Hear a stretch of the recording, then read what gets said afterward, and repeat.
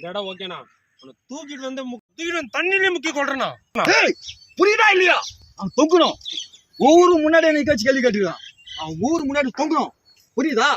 ஊரு முன்னாடி தொங்கணும். நான் தூக்கறேண்ணா. வேறு என்ன செய்ய தெரியாது. அங்க 2 பேரு புதஞ்சிருக்கணும். அங்க 2 பேரு மறைஞ்சிருக்கணும். பண்ணிடுறேண்ணா. 2 பேரும் அங்க ஒழிச்சுக்கு வை. இந்த ஊரே நாளைக்கு பாக்கணும். நீ டென்ஷன் ஆகாதண்ணா. ஏய் பாக்கணும்.